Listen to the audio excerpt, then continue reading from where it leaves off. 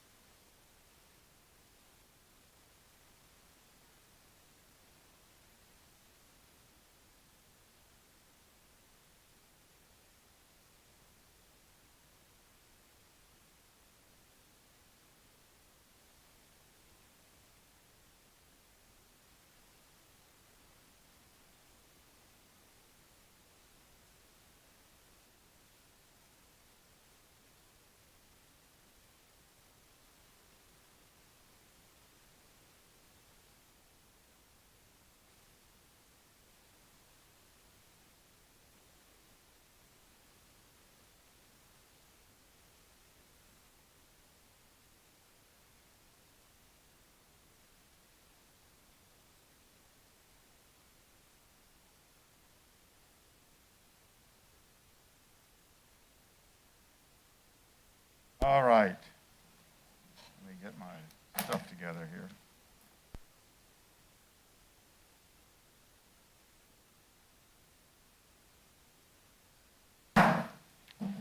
It's a great day in Kershaw County that we are called to order.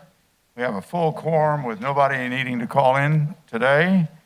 I would say we also have one of the great exercises in democracy continuing, and that is the right to vote. It's happening all over the county. Mr. Carpenter and John and the voting registration have been hard at work of setting up a first-class effort with COVID-capable polling stations for the voters, and I hope the entire county will thank the poll workers who volunteered to work there from ages 16 on. It was very well done. And with that, I would ask you to rise for the invocation and the Pledge of Allegiance. Our scripture tonight is taken from James chapter 1:19, in which it says to be quick to listen and slow to speak and slow to anger. And that has been the story of our county during these protest marches and these troubled times. With that, let us pray. Come, Holy Spirit. Heavenly Father, we thank you for the blessings of the opportunity to address one another as your creations.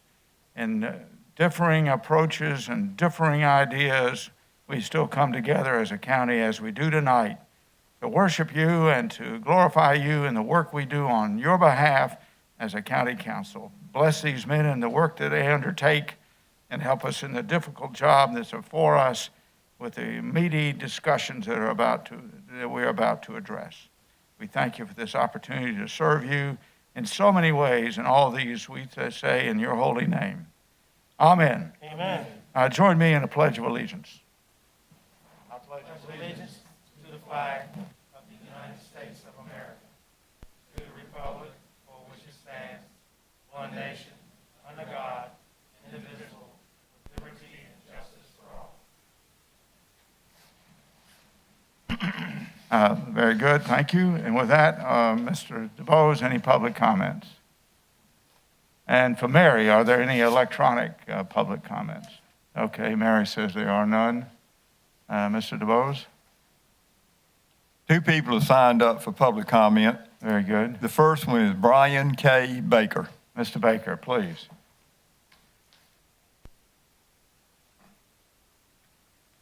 Good evening, gentlemen. First time opportunity, so I don't know the rules, so if I do it wrong, I do apologize. My fault. Let me tell you what the rules are. We're going to limit it to 5 minutes. Yes, sir. There'll be no give and take. We're here to listen and respectfully understand your position. The time for questions will not be here, but at a different time. And if we have your name and number, Mary can get us in touch with you. We ask that you be respectful of the body and the business that we conduct on behalf of the county. With that, sir, go right ahead. Yes, sir. Thank you. Okay, so I'm here today as a delegate representing the people who live on Truesdale Road in Lugoff, which I am 59, my in-laws are 49, and then my neighbor will be 39. We have a situation just like everyone else in the county where we're having an overabundance of runoff water, flood water, that's flooding our properties.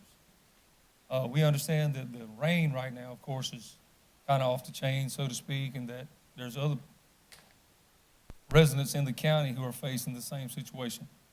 We kind of seem to think that ours will be a little different.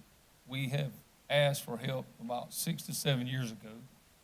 We brought it to everyone's attention and made it known what was going on. The county took the time, they come out, they looked at what we were doing.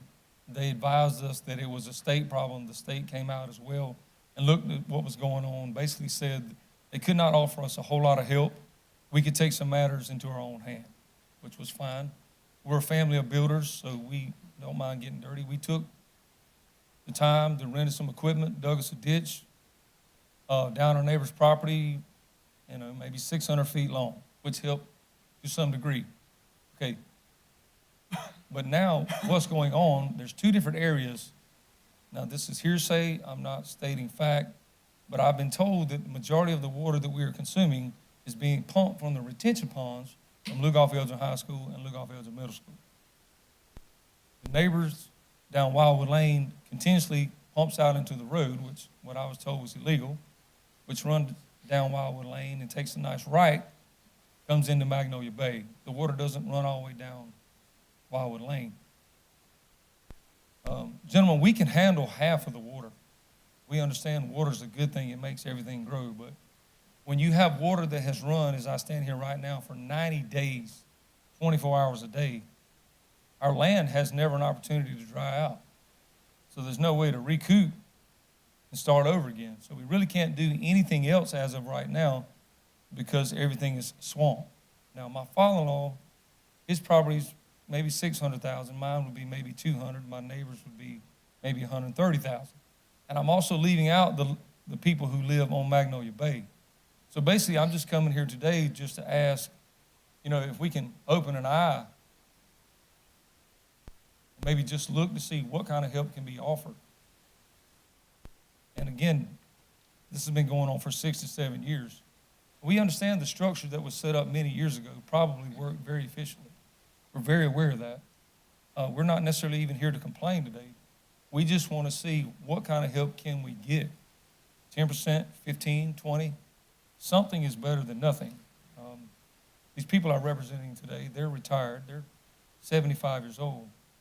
So if I ask you, if you worked your whole life and you pretty much were setting yourself up for retirement and you had a $650,000 piece of property and it was steadily being pumping water on your property from neglect, would it be okay? So today I just want to just ask, if you will, please, I know you have urgent matters and you have important matters. Just take the time somewhere to have someone come out, consider what we can do, and if you can help us north of the state, tell us how much you will allow us to do. Thank you, Mr. Truesdale. I appreciate you coming in during this pandemic to share that with us. I think we have your contact information, sir, and we will get back to you. Thank you. Mr. DeBose. Second person signed up. Mr. Chairman, the second person that signed up is our librarian, Amy Schofield. Welcome, Amy. Thank you. I'm going to take this off just for this. I won't take very long. I just wanted to come in and reintroduce myself to some of you and introduce myself to others. I'm the new librarian, but I'm also the old librarian. I was here from 2008 to 2015, and I wanted to let you know how happy I am to be back living and working in the same community. I was in Richland County for 5 years. I learned a lot. It's a very big system. I was the outreach manager there, working with the communities that had the greatest barriers. So we're really excited to be reopened. We opened June 1st. We're trying to reach out to kids who were out of school for a long time, doing book giveaways, working with the school district, working with the mobile nutrition lab. We're open for people who are filling out job applications or whatever they need to do. So I just wanted to be here and let you know that I'm so excited to be back and thankful to be back too. I must have done an okay job the first time because I got rehired. So thank you all for that. That's all. Thank you. Thank you, and welcome back, Amy. Appreciate it. Mr. Bose, anything further? That concludes the sign-up list. Very good. We move to the next item on the screen, which is the adoption of the agenda. Can we have a motion to approve the agenda? So moved. Mr. Gardner, a second. Second. Second from Mr. Tucker. I have a discussion item that's very simple. If you look down at new business, item number 3, it shows County Council goals and objectives, tab Hotel, tab H. You have hard copy provided you at your desk. The intent in the agenda was that it be a part of the second reading of the budget so we could refer back to what we said we were going to do and what we could afford to do.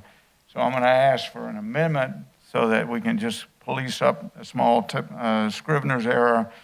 Can we have an amendment to move that item and delete it because it's already going to be a part of our discussion under item number 1 in the second reading of the budget? Can we have such a motion? Mr. Chairman, I'd like to make a motion that we delete item H in new business and supplant it underneath our ordinance there, number 1. Yeah, it was intended for information. Second, please, anybody? Second. Second from David. Thank you from David Snodgrass. And as a matter of discussion, I apologize. I should have caught that as an error. But it was supposed to be as a part of your read-ahead for the budget. Any further discussion?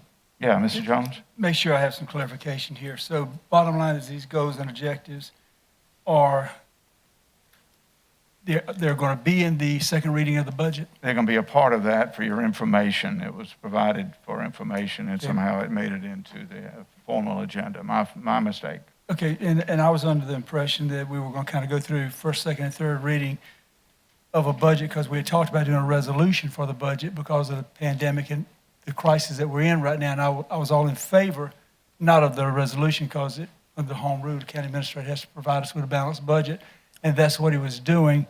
But the goals and objectives, I don't think I quite agreed with all of them to start with when we talked about it at our retreat with due Yeah. respect to each member. It's just a fact. And it kind of bothers me that, I wasn't really reached out to and anyone spoke to me about this, and that we were going to make this amendment tonight. Well, But anyway, having said that, I just have some problems with changing it. well, I agree. Because it does equal dollars. I accept that, and the whole idea was when we get to the second reading of the ordinance, you'll see that Mr. Carpenter is going to bring up various objectives and goals that we had agreed to and attach his judgment as a recommendation to us of which one he's going to be able to do and not do. It's precisely what you would have wanted, I think. Okay, and as I said, I was just under the impression that we were going to do a 3 reading on a balanced budget just Oh, to we get are. us through until about September, October, and we saw what kind of revenues were coming in, because we don't know how this is going to affect us at this point in time, come 3 or 4 months down the road. Correct, Mr. Carpenter?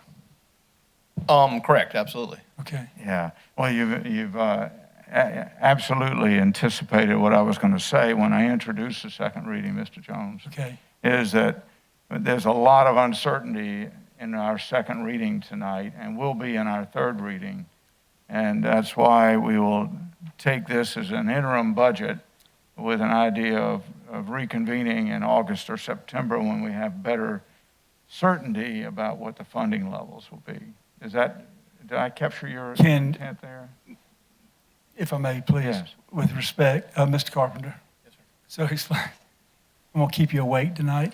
Listen, I'm joking, if you would explain to me how you are going to integrate this into the budget, what effect is it going to have, and what about the dollars that are attached to it? Mr. Jones, in a nutshell, it's not going to result in any additional spending from the budget that we had last year. I'm just going to be explaining to council those projects that are already underway, we're still working on, or those goals that I feel we cannot attain or that we cannot put resources towards, and advising that we remove them. So if anything, I'm going to be advising that we take off some of the goals and objectives that were set back in February. I think what he's saying is, I think we are in violent agreement that. I'm trying to reach that. I'm trying to figure it out myself. Well, I think we could defer that to the second reading, because that's where we're going to get after those issues when we get further down. And the intent of these goals and objectives that were included at tab H was to inform that discussion so that we have the goals and objectives in front of us as Mr. Carpenter takes us through the second reading. I would prefer to wait to third reading so I could have more of a time to get familiar with what we're doing here with Mr. Carpenter. Good. And we'll cue that up when we get during the discussion today. Okay. All right? Yes. Just for clarification, I understood, you're just moving that, it's just an information item as an exhibit, right? Correct. We're not voting on the goals, they're just being moved to the budget so they can be used as an exhibit. As Mr. Carpenter walks us through, he'll say, this is how this lines up with the goal, this is how it doesn't line. Is that, am I understanding that correctly? That's right. There was not an intent to vote on Sure. those Okay. objectives. Can I respond to that? Thank you. Actually, if it's in the budget, it's in the budget. That's right. Okay, so you're saying you're putting something in the budget you're not going to spend any money on, but yet you're putting it in the budget. I feel like we're all in agreement, but we're just speaking a different language in agreement. I normally do. Yeah. This is just informational, right? This is just information to support as an Yeah. exhibit of how the budget's going to do or not do Yeah. these goals. Is that correct? That's correct. As a point of fact, these goals and objectives were voted on and approved already. And what the intent is for Mr. Carpenter to grade them based on this pandemic impact to see which ones we can and can't do. And herein lies another issue with me when we were at the retreat and when we all participated in setting these goals and objectives for the future year coming up. I didn't agree with all of them. I didn't like the layout, and there was some switching around on certain ones after certain conversations. So that's why I just have a problem putting this in the second reading of the budget. Very good. Thank you. Thank you. Thank you very much. And with that, I think we can go to a vote. All those in favor signify by raising your hand to amend the agenda. And it's Mr. Snodgrass, Mr. Tucker, Mr. Gardner-Burns, Mr. Bozard, and Mr. Connell. All those opposed is Mr. Jones. With that, the amendment passes, and we now move to vote on the agenda as amended. And I think we can move into that with a vote. All of those in favor signify by raising your hand. And again, it's likewise Mr. Snodgrass, Mr. Tucker, Mr. Gardner, Mr. Burns, Mr. Bozard, Mr. Connell. All those opposed is Mr. Jones, and the motion passes and the agenda is amended. We move now to approval of minutes. From the first one is May 12th, and those are up on the board and also at tab A, and I believe that's at page 3 in your electronic books. Can we have a motion to approve? Make a motion to approve the minutes, Mr. Mr. Tucker, Chairman. thank you. A second? Second. From Mr. Gardner. Any discussion? Seeing there is none, we move to a vote. All those in favor signify by raising your hand. And it's unanimous, Mary, and we move to May 19th called meeting, which is at tab B, and that's also at page 7 in your electronic books. Can we have a motion to approve? So moved. From Mr. Gardner first and Mr. Bozard second. Any discussion? Just want to say thank you, Ms. Mary. Yeah, we do. And I would say that the call meeting that we had last week, where we enjoyed your support on the Prisma sale, will be available in our next meeting and not in this meeting. All right, with that, let's move to a vote. All those in favor signify by raising your hand. And Mary, it's unanimous, and we move to our next item, which is a series of public presentations. The first one is a COVID-19 update by Mr. Carpenter. Sir, we turn to you. Mr. Chairman, members of council, just a brief update. As council is aware, we continue to deal with the COVID outbreak. Those you just heard from our librarian, we are gradually returning county business to full normalcy. The library was one of our last departments to open to the public. They're still under some aspects of limiting exposure, but the county itself, as you see in my daily updates to you, the disease itself, testing is happening more and more frequently in the county. We have reached a level of daily occurrences of generally between 5 and 7, it appears. Statewide, the numbers the last week have been the most since the beginning of it. The question that I get more, I guess, than y'all as well is, are the increase in numbers in the state because of greater testing? I think there's an element of logic that says, of course it is. But the occurrence of positive cases from the tests is about 10% on Saturday. So at the beginning of it is in the 3% range. So there's an implication there that people are still spreading it in addition. So our concern is still very much on ensuring that we don't deal with an outbreak here. Therefore, we still follow protocols. Our summer camp programs for recreation are fully taken into account. Limiting the number of participants in our programs as well as changing the activities.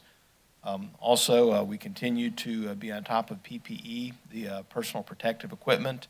The state has essentially delegated that back to the counties now, and we've established our own suppliers, so as we need it, we can get it. So we have a stockpile now, and we intend to build and create a stockpile that will carry us for a number of months. Should we have a reoccurrence to the point that stockpiles become tight again. We were fortunate, as you recall at the beginning, that we developed a stockpile, so we never ran out of equipment, even though in some cases it came within probably hours of some particular pieces. We never did, and that's still the intention. I'm proud to say that To my knowledge, no county employee has come down, certainly as a result of any exposure at work. None of our first responders have come down, though several have been exposed and were quarantined. No one within our jail has come down, neither inmates nor employees. So all that speaks very well of the employees and the procedures that they have engaged in and conducted. We have been providing support to the nursing homes. The 5 within the county, as you know, as you have read, the nursing homes have been really some of the driving forces of the disease across this country. Not so in Kershaw County. It has not been the issue that Clarendon and Chesterfield and Fairfield had to deal with when it got within their nursing home system with terrible outcomes and results. The hospital, we're still there for them. They have not indicated just recently a need. Most recent check with them as far as beds is they have, this was several days out of date, but they're at about a 50% occupancy, but very few of those were actually COVID related. So in summary, we're fully aware of this disease. We're fully focused on ensuring that it doesn't have outcomes that could have been prevented, and we're here to serve. That's my report. Open for questions, please. Mr. Jones, please. What about the courthouse? The courthouse is still based on the judges themselves. So with the Supreme Court Justice, the Beatty is still, though he's the one who determines the schedule for courts, they're looking at in August, starting back with magistrates courts and traffic courts. Sorry. I get it. So my question to the Supreme Court Justice is, why doesn't he go back to work when the people at Walmart went back to work in the front lines? You know, minimum wage employees are out there working every day. You know, I believe we have to open up our economy. I think the courts I would like to see the courts open back up. And I have been instructed the judges don't like to be told what to do. I'm not telling them what to do. I'm just making a very sensible, reasonable comment that they need to go back to work, including the Supreme Court Justice. Because we're not able to do pleas in the jail. We don't even have magistrate court running. And by the way, we got some of the best magistrates around in the state of South Carolina. I'm not talking about them. I'm talking about the circuit court. So I just say, let's go to work. We're there as soon as they tell us to help them. Okay, thank you. Yes, sir. Other comments? I want to commend again John Kaufman and his team, and I guess about 120 volunteers. If you go to the polling stations where the voting's going on, it's amazing the degree of rigor they put into sneeze guards and sanitizing capability. I think irrespective of what the turnout might be, they did a magnificent job, and we should all thank them. I also see Cato here. Sir, thank you for tight quarters and taking care of people and making sure that the COVID was addressed effectively. Well done. I know we're also very proud of our EMS team and everyone else in our county, to include those here present today, and we thank you for that effort. Vic, we look forward to your efforts every day. Can you talk about the increased testing and the fact that apparently the governor has hired, I think, several hundred contact specialists? Have you seen anything of that to report? I've not seen any outcomes from the contact tracing. I know they were looking to hire several hundred. I don't really know where they are with that. I do know, sir, that as regards the, what was the first part of your question? Well, the contact testing and how that's coming along. It's very difficult for us to have a view on that because, for instance, when somebody gets the disease, these contact specialists go and check and see who else that person came in contact with. And I think there was some issues about invasion of privacy and so on, where they would then call those people and tell them to go into quarantine, and I believe it's voluntary. Can you tell us where that's going? Again, to my knowledge, they're hiring. They have not informed us where they are with that process. I'm aware of, like you also, people's concerns. I've not been told that there is any element of mandatory requirements that they answer. So somebody who feels that a phone call they received was not warranted or was an invasion of privacy does not have to take the call, as I understand it. Yeah. Now, as far as I remember the other part of your question, it was the testing in the county itself. And we've got 9 current facilities that operate testing. Another one's opened in East Camden at the pharmacy there in the old Fred's, and that's pretty much every day you can go there. Then DHEC and MUSC are going to be operating as well, one in Elgin and one in Camden. Those are supposed to be completely free. Others are technically free, but you still got to pay for the testing itself for the lab.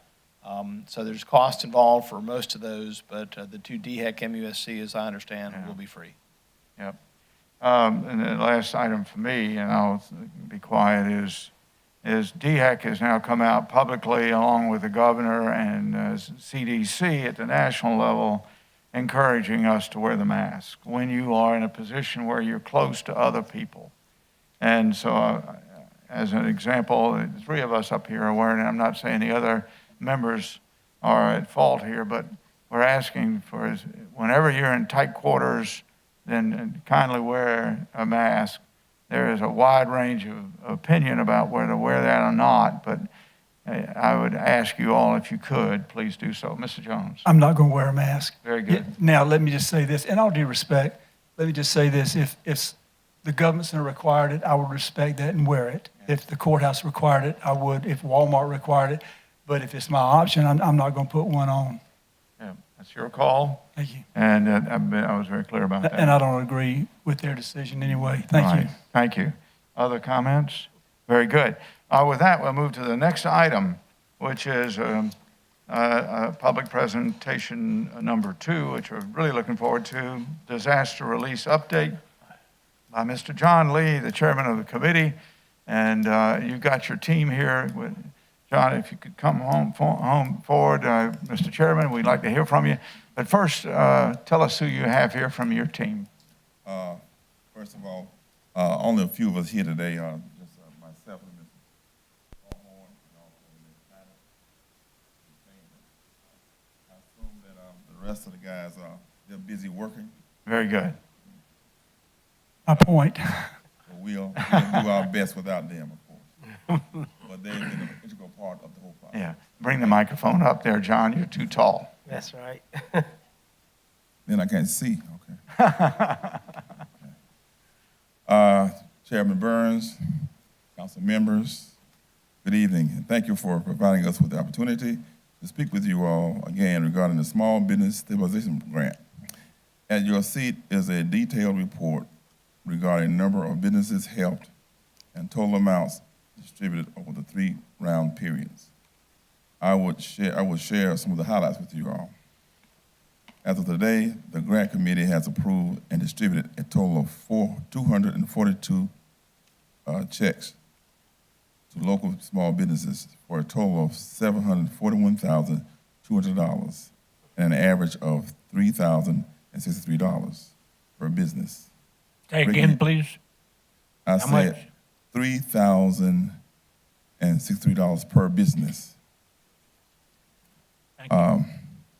And breaking it down, you will find it in round 1, 93 businesses totaling $257,465.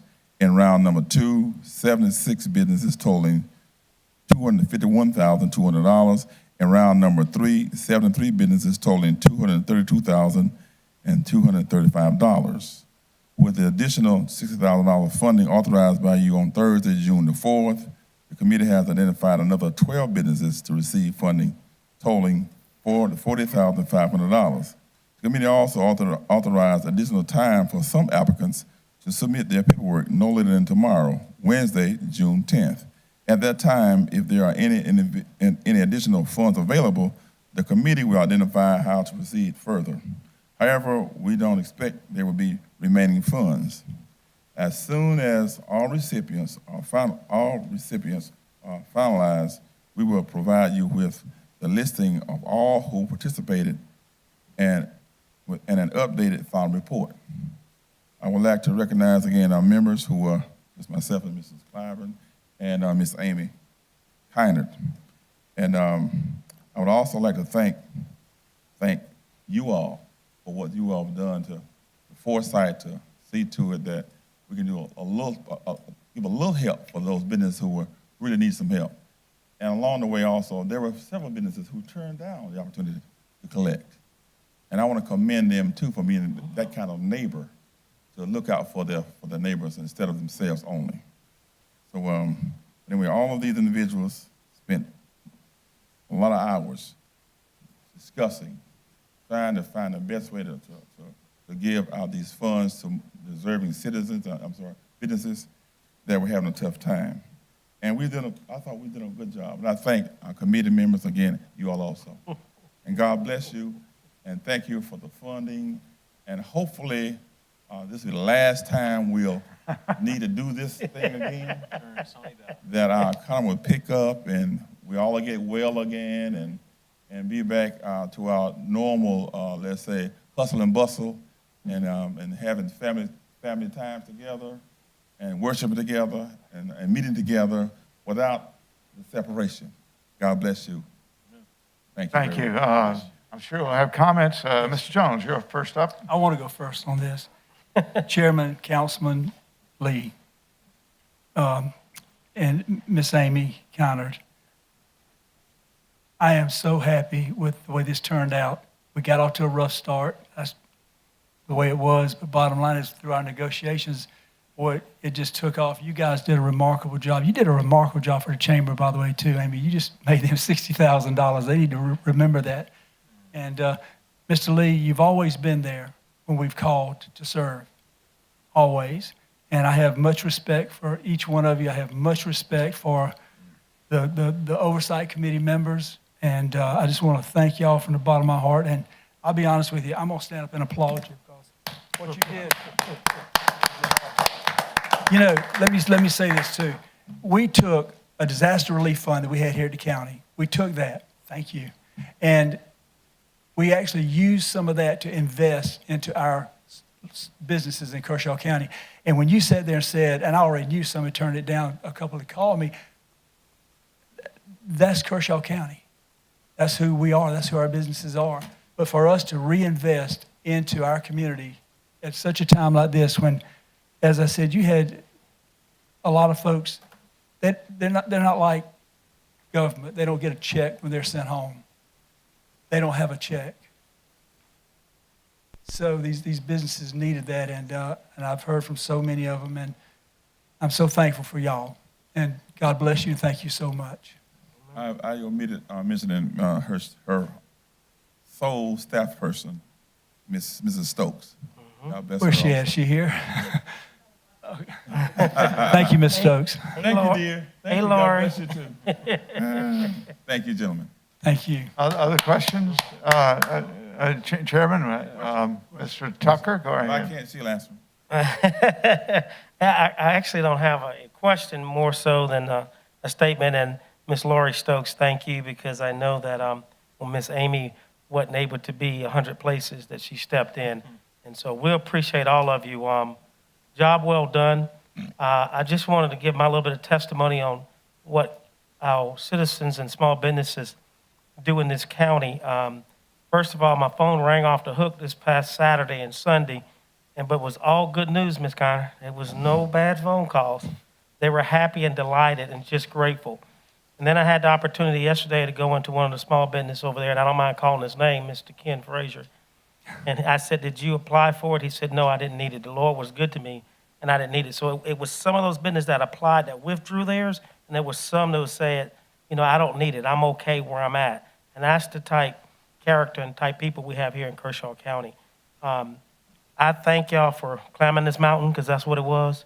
And you conquered it. You need to stick the American flag into your committee and tell them thank you, because they've done an outstanding, awesome job. And God continue to bless you. I don't know what can be done to show appreciation other than saying the two words, I thank you, but I thank you from the bottom of my heart. And she is a Clyburn, but she's also a Lawhorn back there. So I think her husband would appreciate if we call his name Miss Margaret Clyburn Lawhorn. What's wrong? I think we'll accept a trip to the Bahamas. Okay. Would you, Ms. Connor? Well, we do thank you, and Hang on, John, we got That's right. Don't you go nowhere. You can't escape yet. Come on back up. I'm like you, I hope we don't have to do this anytime soon in my time of serving, but y'all answered the call. So just thank you and kudos to you. God bless. Mr. Jones would like to talk again, sir. I want to make it, go ahead. Mr. Connell. Yield to you. I really appreciate volunteers putting their time in. You talked about good neighbors, not seeking for themselves, but for others first, and y'all are a great example. You really did that. I can't get you a trip to the Bahamas, but I would like to have y'all get together, bring your families together, and whenever you agree to stop social distancing, let me barbecue some food for you and do some sides and stuff, and y'all can talk about the war stories that happened over the last couple of weeks, but hopefully some good times too. He can cook. If y'all let me sponsor that, I'd appreciate it as a thank you. Mr. Jones. Just a quick comment. Vice Chairman Tucker brought up an issue that I think needed to be said. You're right. I talked to Ken Frazier too, and you know what a stand-up guy. Yes, sir. Yes, sir. With his business over there. He said, Jimmy, things are going well for me. Give it to someone who can use it. And Kevin Wilborn with Sonic was the same way. He said, and Amy, y'all may have talked to him. He said, Jimmy, I couldn't take it in good faith. Give it to somebody who needs it. Our business has been doing really good through the drive-through. I think it's working them to death, but they've made it. They went through. But I thought it was worth shouting out those names of those businesses that were willing to not be greedy, Right.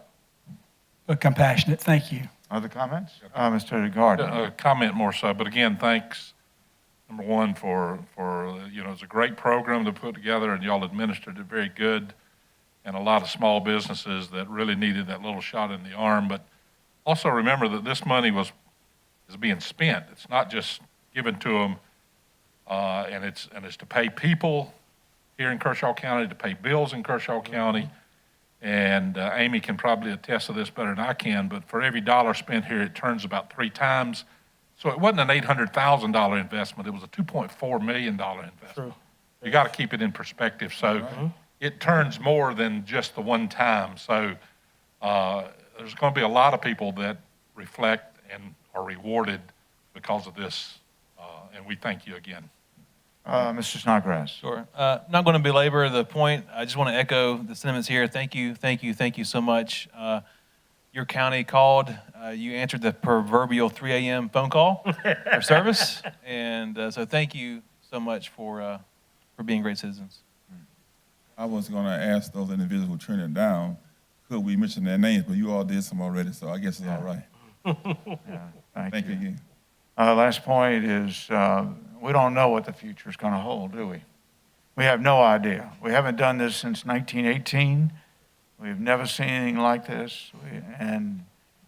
We just know there are going to be tough times ahead, but we'll know we can mount this up together in some way. We'll figure it out, but we'll do it together. And with your volunteers, Amy and John, the rest of you, we know we've got a great county, all-America county. Thank you very much, John. Thank you. Well done.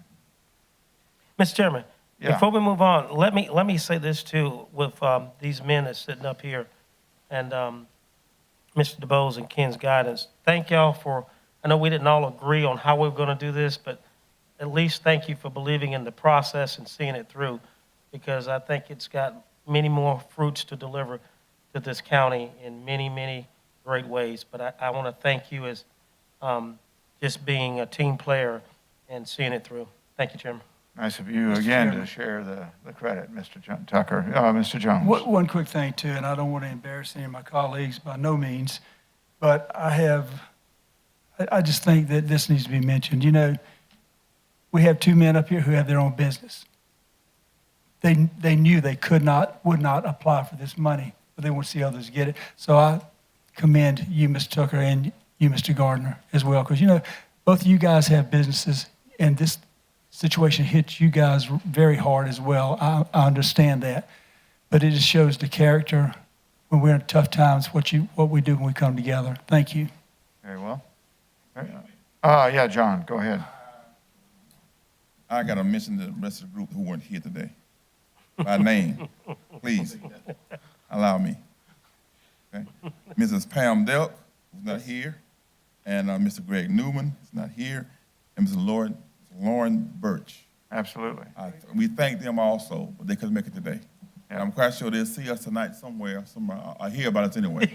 So I would be remiss if I didn't mention their names. Thank you again. That's good of you, John, and that's typically how you behave. You give other people credit where you should also give yourself. He did for me for 8 years when he was sitting next to me. He gave me a lot of credit. Listen, I want to say too, Ben Cannell also didn't apply. Of course, Ben's rich, but anyway, he did not apply either, and he has a small business. So thank you, Mr. Cannell. You must mean in spirit. In spirit. I didn't either. Yes, right. All right, with that, thank you. We move now to the next item on the agenda on your board there. It's a resolution adopting the Kershaw County Hazard Mitigation Plan Update 2020 to 2025. It's at tab C. I'll ask Mr. Carpenter to introduce it, and then we'll put it into business. Go ahead, sir. Mr. Chairman, members of council, every 5 years, the county must update its hazard mitigation plan. This is part of a regional effort. The Santee Lynch's COG coordinates that for us. We have finished that plan. It is ready to be adopted, and we request that the council approve it. Very good. Can we have such a motion, please? So made. Mr. Bozard, a second? Second. Second is that from you, Sammy? Yes, sir. Sammy, Mr. Tucker. A little bit more about it, please, Mr. Carpenter, and then I'll ask for discussion, please. Well, sir, it's because hazards such as, especially involving rivers for flooding, things like that, cross county lines, it requires us to look at these kinds of events from a regional nature and make those understandings of what we do that affects Sumter, and Sumter affects Clarendon, et cetera. So it's conducted in all 4 counties. Public hearings are held. Businesses and individuals are notified and given the opportunity to comment on the plan. So it's built as a result of community coming together and having input into it. Very good. And the staff who worked on it were who? Would be Mr. Conley and his staff. Very good. And the engineer have any role there? Yes, sir, for Very advisory good. as well. Yeah, Yes, I sir. remember reading that thing the last time, and I don't ask to read it again. Very good. Any discussion, gentlemen? Very good. And thank you, Mike. Good job again. And with that, we move to a vote. All those in favor signify by raising your hand. And Mary, it's unanimous. And we move now into a series of ordinances. Item number 1 is the budget. It's at tab D. It encompasses pages 9 through 81 in your electronic copy. And with that, I'll ask you to introduce it, and then we'll take the motions. Mr. Carpenter. Do you want the short introduction or long introduction? Give us the short version so we can put it on the floor Okay, with a all motion. right. You have in front of you, Mr. Chairman, members of council, the for second reading, the county's budget. This is a budget that has been prepared with the consideration of the reality of where we are in our environment, our economy. Therefore, it is very much a basic budget that uses last year's budget for a significant part of its framework. Yeah, very good. And I'll have a little preamble, and then we'll take some motions. The preamble is essentially already begun, which is that we had a series of goals and objectives that we voted on. It didn't always get unanimous approval, but it got approval from this board formally for the year 19 through 20, and also for the year beginning 1 July, the fiscal year 20 through 21. You have before you hard copies of those goals and objectives. They're also at tab H for your reference. And secondly, we'll put off the 23 January meeting and have it on the 30th of June, 30th of June. For as we all know, there's a lot of uncertainty at the state level on what funds will be provided to us. And to give us more clarity on what that will be, we will then have our next meeting, which will have the 3rd reading, as me and Mr. Jones were discussing, to go through the 3rd and final reading and the public hearing, which is required by law. So with that, to get the discussion going and to hear a formal briefing first from Mr. Carpenter, can we have a motion to approve? I'll make the motion to approve, Mr. Chairman. Mr. Tucker, a second? Second. Second from Mr. Bozard. With that, it's on the table, and Mr. Carpenter, do your stuff. Sure. Mr. Chairman, members of council, I'll just start up on the screen. What you see is It's basically a form I shared with y'all back in February. At that point, it was a color-coded form. This is the same form. I was just not able to access the Adobe part that let me change the color. So rather than confuse you with the colors that aren't relevant anymore, I just did the black and white version. But essentially what I'm trying to show you is that there are several of the goals that the council was wanting me to work on that I feel we cannot accomplish. And it does not make an effort to try. So I wanted you to see those goals, and they include, as you can see, developing Phase 2 of the Waterloo River Park, augment county staff for additional administrative support, complete engineering design for upgrade of the wastewater treatment plant, and then on the next page as well, disposition of county-owned property, establishing culture of healthy lives for Kershaw County residents, and the strategic plan for the US 1 corridor. That's not to say that these are goals that council will not want us to address, and council will have an opportunity at any point to direct staff to begin addressing them. But given the limited resources available, it is my opinion that these are parts of the goals that were set by the county that I do not believe that we will have the resources, at least in the near future, to address, and I wanted to share that with council. So I'll stop at that point. If there are any questions about that. Well, we have a copy of this. Yes, sir, Miss. Yeah, I gave Miss Singer a Oh, copy. Mary, can you pass those around so everybody can talk from the same sheet of music? Just give them to Mr. Jones. And Tell me pass them again around. on that first page where you X'd out on that land up on the lake. Yes, sir. Yeah, let me finish queuing this up, and then I'm going to take questions, okay? Let's get that out first so you can see it. Do you have other copies coming around, please, Mary? Yeah. I mean, is it 2 or 3 pages? Yeah. Yeah, this will help you answer the question now if you have it in hand. So these are no additions to anything, council. Instead, I'm just asking the council to be aware that I don't see that some of these, and Mr. Bozard, to your question on the land, that's one that really doesn't involve money from the county. So, you know, as I read it, I'm not sure that why I X'd it out even, because that's not an expenditure requiring resources of the county. So that's one which we certainly can still pursue. Very good. Okay, Al, back to Hold you, on a sir. minute. Go ahead. Purpose of putting it on here was to try to sell it. Yes, sir. Right? That's why I'm asking, where's our status on this? We have had no response from developers. I'm sorry. I spoke. Have we advertised it or what? We have advertised it not in the paper or anything, no, sir. No, sir. But I put word out through developers that it was something that the county wanted us to look at. I've had no developer at this point express interest in it. You're going in the wrong direction. The developers don't want it. Well, the state of South Carolina has, as I've shared with y'all, the state of South Carolina has indicated that at some point they would want it. They're just not in a position now to acquire it. And they're the logical purchaser since they own the land that all surrounds it. I was told at one time that the game wildlife people was interested in it. Yes, sir, that's what I'm referring to. State of South Carolina. Yes, sir. Yes. Yes, sir. And they're DNR. not interested in it anymore. Not at the moment, for funding purposes. So they said it'd be several years before they might be in a position to actually acquire it. Mr. Tucker, you entered the motion. You can start us off. Do you have any comments, sir? Thank you. Good. Mr. Bozard, do you have any further? You're second.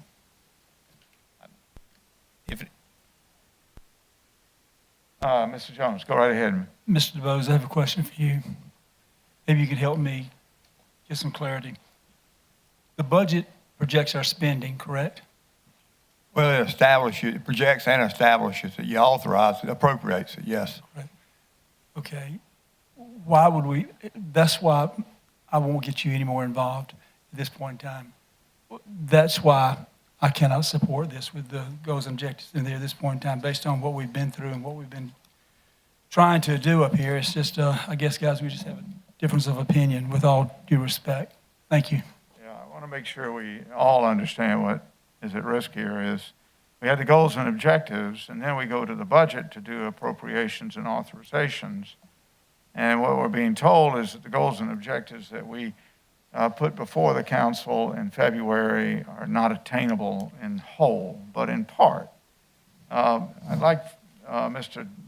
Carpenter also to talk about an extraordinary effort that this great staff, along with Sandra, made once the pandemic hit in terms of conserving funds for this county. I'd like to talk to you what you had to do to bring us to this point, Mr. Carpenter and Sandra, if necessary.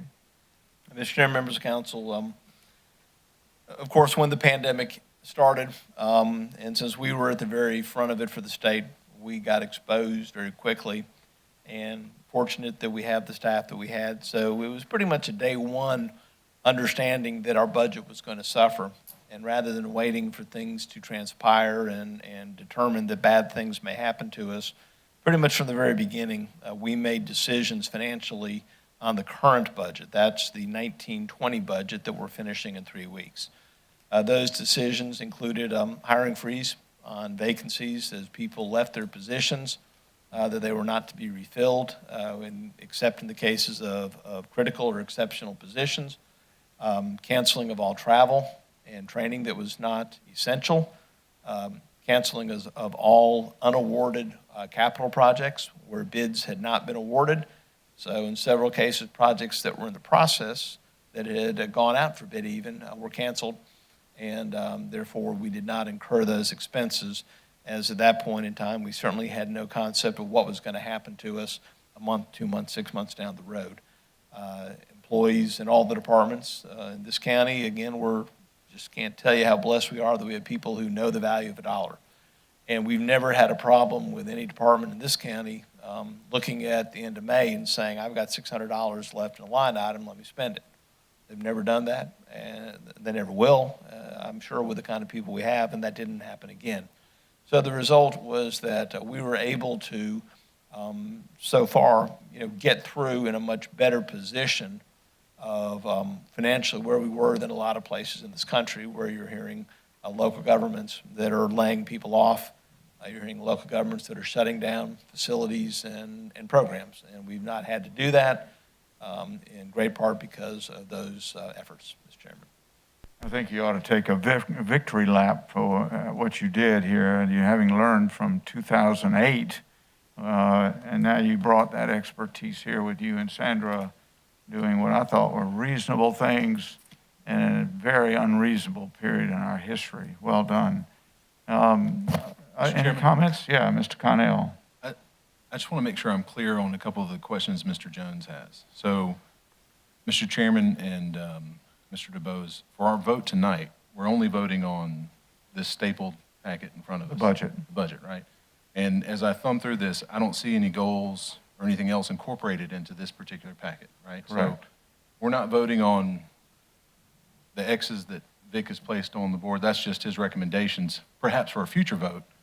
If it comes up, it could have been voted on tonight as an agenda item, but we've moved it just for discussion only into this budget.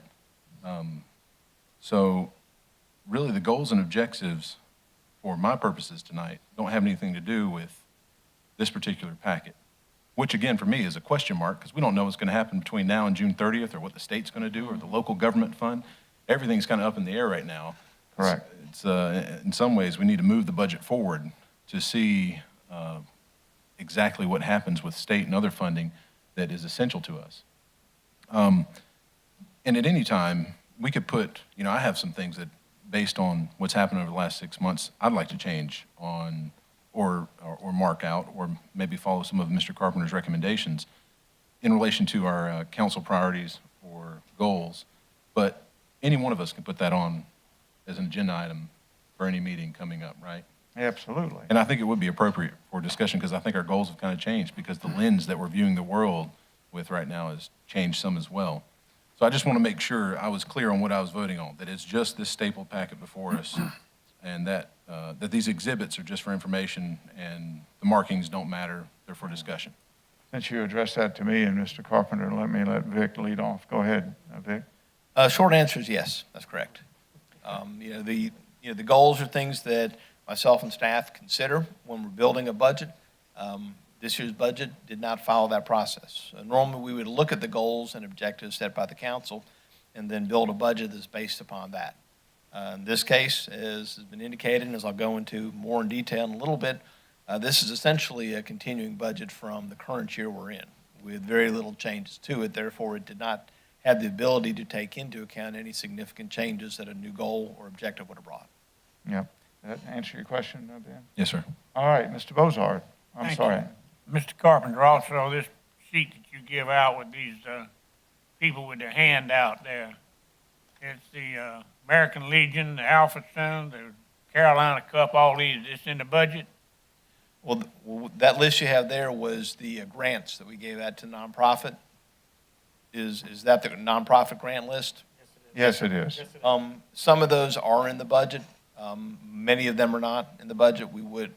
Many of those organizations we don't routinely support. How do I know which one's in the budget and not in the budget? Well, that's two totally different. The ones in the budget are going to be listed out. Ms. Carpenter, the question was, is that in the budget? No, sir. Right, No, sir, that's- I'm sorry. okay. Yeah, that's not in the budget at all. Okay. that's the This is question. not in the budget. No, sir. No, sir. Where is it gonna come in? This was already, those are funds that were already submitted for the nonprofit grants. Mr. Lee was just speaking about the business grants, and then the nonprofit grants that I manage were part of the same package the council approved back in April. So that's already essentially done. It's out of this year's budget, out of the emergency funds. It will not be reflected in the new budget at all. There's no budgeted to spend any of the money on those, on that grant project. Okay, just to reinstate, nothing on this sheet is in the budget. Well, some of the names are, but that money is a totally different program the council approved. So it does not show in the budget at all. You will not see that program in this budget. That's good, because there's some on here that I wouldn't vote for. Understood. Very good. I would ask you to look at the budget that you've been given on pages 9 through 71, as I said, and you'll see in there some agencies are listed as they are every year. So as you get a chance to study the electronic book that you have, and Mary can run it off in hard copy if you want, you will find things like United Way and others, as you do every year. What do you call those, non-contributing agencies? We call them contribution agencies. And they're on Contribution page 24 within this document you have. Yeah, Hard and copy. page 24 in hard copy. And your electronic I've book. got so many papers on budget, which one you talking about? Yeah. You Mr. go- Chairman, while you are looking, can I ask you a question? Go to page 32 in your electronic book. Your electronic book. Yeah, right here. Page 24 in that one. Yeah, Mr. Connell, please. Vic, I was just looking through, and I've got a bunch of questions, but again, they're all so hypothetical right now because we don't know what's going to happen with the state. This one I was interested in, on page 36, talking about the delinquent tax collector. I know we've talked about expenditures versus revenues in the past. What's the revenue number we experienced last year and that we would project for next year? I see the expenditure is approximately $313,000. Do we have any idea on revenue? Yes, sir. The revenues for delinquent taxes will be, give me while I turn to it, $401,000 for revenue for the delinquent tax collector. That's what we experienced last year or what's projected? That's what's projected for this year. And last year, give me while I'm looking at 36. like Mr. Bozart, I got too many pieces of paper here.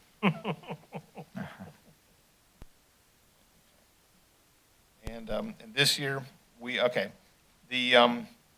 me back up. I can give you a little bit. Okay, the actual for delinquent taxes in 18-19 was $525,000. The budget we have currently was for $416. Then next year's budget is for $401.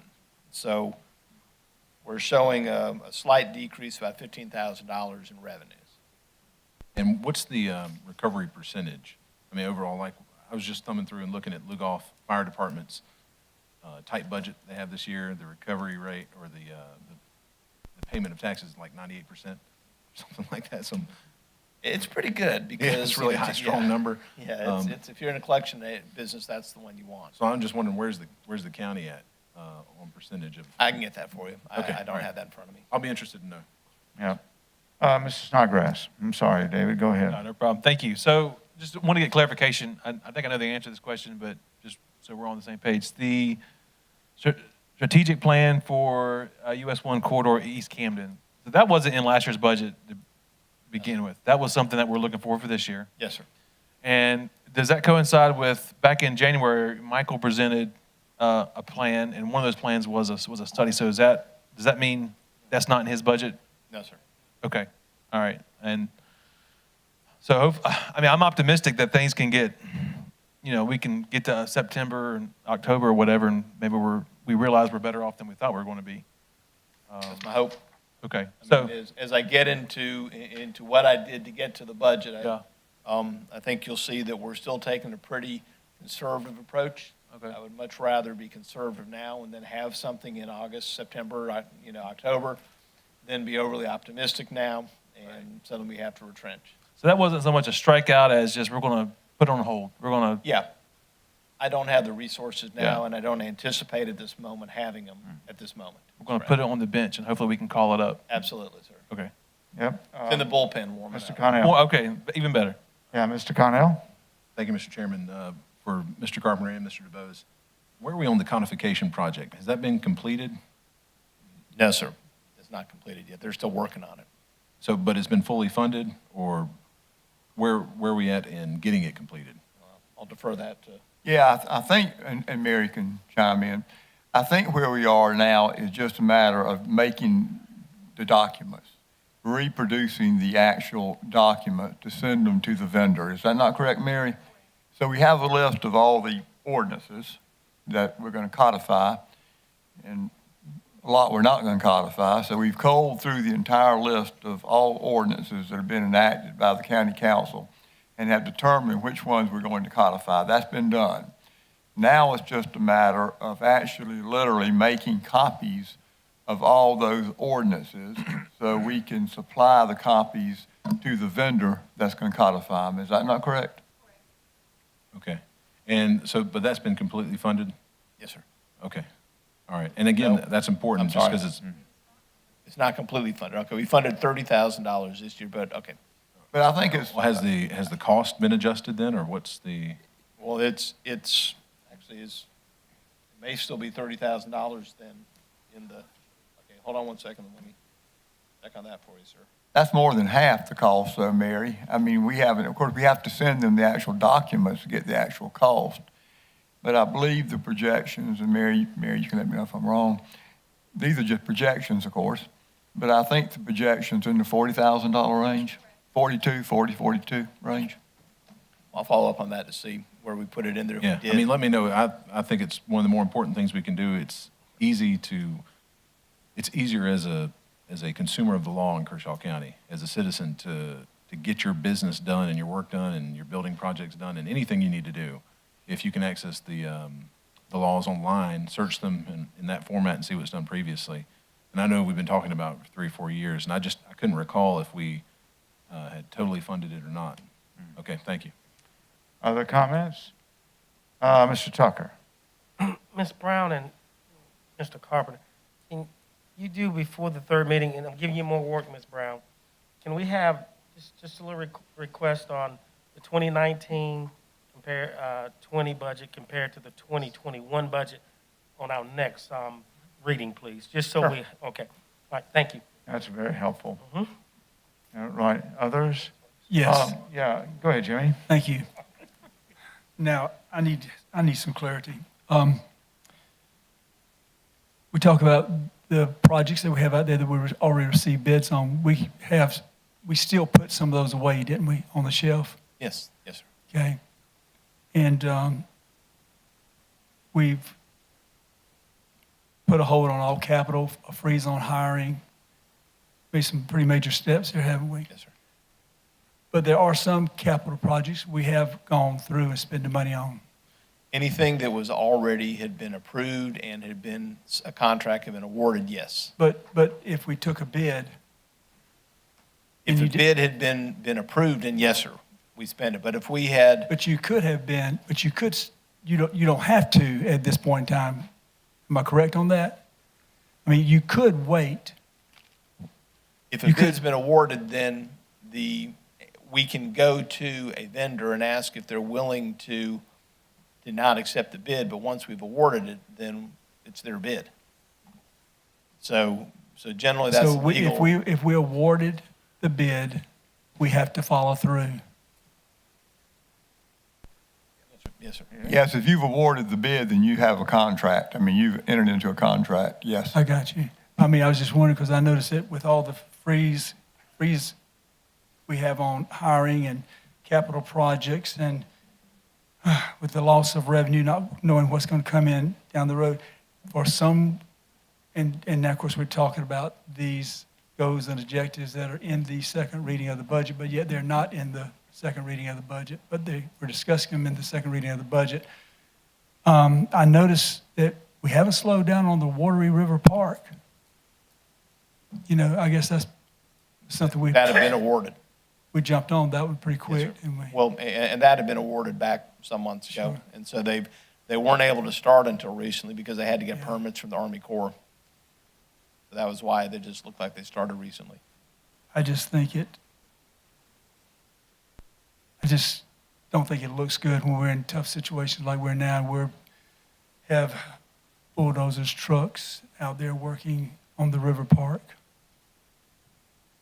That's just some comments that have been made to me, and I sort of agree with that. No, I don't sort of agree with it. I agree with it 100%, 150% matter of fact. Are there any other capital projects at this point in time that we are committed to, such as the Watery River Park, or excuse me, Veterans Park? The main projects that we're committed to are the park in Elgin. So it's another park? Yes, sir, which we received funding for from the state. So the project at the old armory, which we received funding for from the state, and finishing up the project at CCTC. Those are the main projects right now, finishing up the EMS station at Blaney. Okay.